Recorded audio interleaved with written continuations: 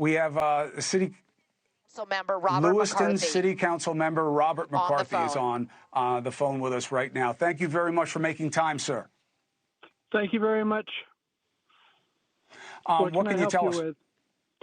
I can tell you that all reports are that he's been found dead. It hasn't been confirmed to us, but they've called a 10 o'clock news conference. So this is going to be such a relief to this community. We've been on pins and needles for several days. And in a way, I'm glad he was found dead. But in a way, you can't figure out why he did it if he's not around.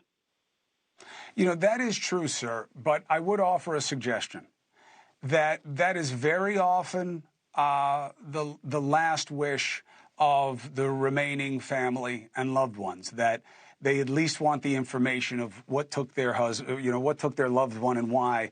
But here, I don't know that you were going to get a satisfying answer because it seemed to be coming from a mind that was diseased with madness.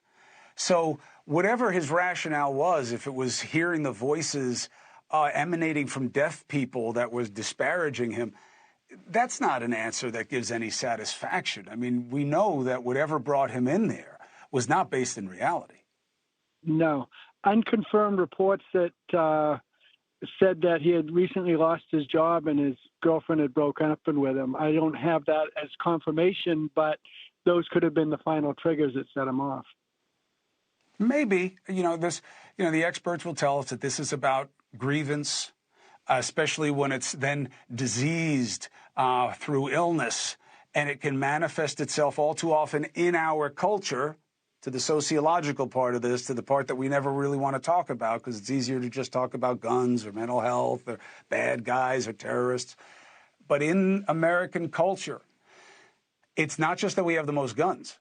We have the most incidents where people are motivated to kill others as an exercise of grievance and in taking their own lives. And so that true, but is very uncommon. Yeah, Yes, sir. But you have to remember that on Monday, Maine was just designated the safest state in the nation. And we've got one of the highest gun ownership rates in the nation. So it's hard to equate gun ownership and death. Maine averages about 22 murders a year. 18 that's what we get for the whole year for the whole state almost. Right. So this is extremely tragic. It's something that you don't expect in rural Maine. It's just, you see it on TV. Oh, I hear you. Oh, wow. I feel bad Especially for you in guys. this community. Yes, Especially in this community. It was so tight. Everybody knows somebody who was involved in this. Even the family of the mass murderer has a good reputation. This man had a good reputation. So this is all tragic. Don't confuse what I'm saying about us as a culture with the Second Amendment. That's not what I'm drawing as a parallel. I'm saying that as a culture, we focus, well, it's not good or bad. It's just not my point. My point is, as a culture, we see violence in a way that is often very destructive.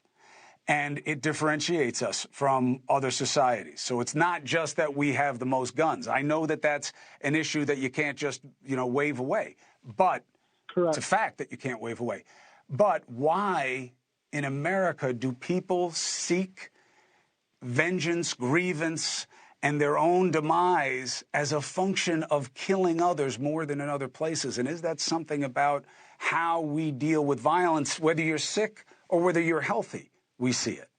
So, Council Member, if you hear anything else, please get to us in terms of advancing our understanding. But you're saying right now you're hearing the same reports, which are that the local authorities found the Maine mass murderer, and when they found him, he was already dead. Correct. Those are the reports that I've seen. I haven't been told officially yet, but we're going to the news conference, and I'm sure at 10 o'clock at night we will get the answer. And am I right to assume that if this weren't true, that would be going through the phone tree as well? I would assume that. Like I said, I can't confirm anything until the news conference. Hey, thank you for watching. Please go to newsnationnow.com, newsnationnow.com, and you can find NewsNation on your television provider. And don't forget to click the red subscribe button down below.